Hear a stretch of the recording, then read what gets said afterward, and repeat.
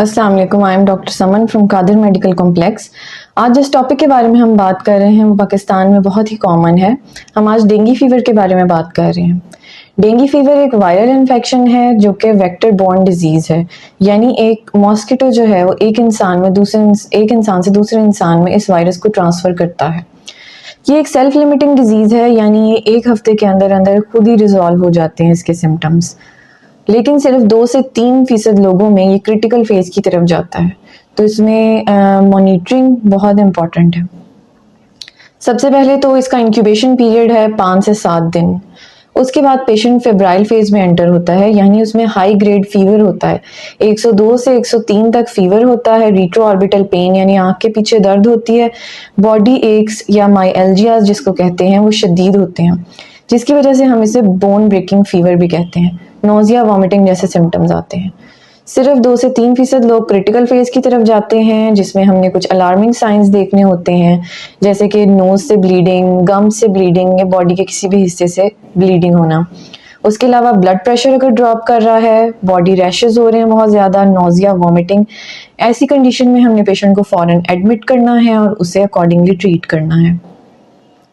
इसकी इन्वेस्टिगेशंस की बात की जाए तो हम 3rd डे पे सीबीसी करवाते हैं, जिसमें हमने डब्ल्यूबीसी काउंट, प्लेटलेट काउंट और हेमाटोक्रिट देखना होता है। अगर पेशेंट क्रिटिकल कंडीशन में है तो हमने क्रिटिकल फेज में है तो हमने डेली सीबीसी को करवाना है और प्लेटलेट्स को मॉनिटर करना है। Follow up is very important. उसके अलावा हम 4th to 5th डे में NSA-1 एंटीजन करवाते हैं डेंगू कंफर्मेशन के लिए।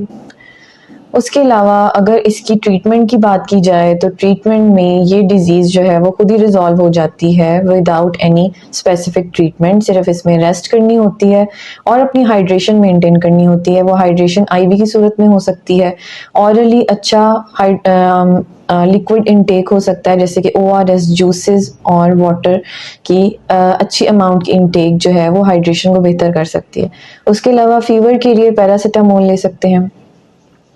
अब अगर इसकी प्रिवेंशन की बात की जाए, जो कि सबसे इम्पॉर्टेंट पार्ट है, प्रिवेंशन चाहे पेशेंट को डिजीज़ हो गई है या फिर नहीं है, फिर भी प्रिवेंशन बहुत इम्पॉर्टेंट है। इसमें सबसे पहले मॉस्किटो नेट्स, मॉस्किटो रिपेलेंट्स और फुल स्लीव कपड़े पहनना बहुत ज़रूरी है, ताकि ये बाकी मच्छर इस वायरस को कैरी कर कर दूसरे लोगों तक ना पहुँचाएँ। तो डेंगू की एहतियात बहुत ज़रूरी है। ये एहतियाती तदाबीर कीजिए और डेंगू से बचिए।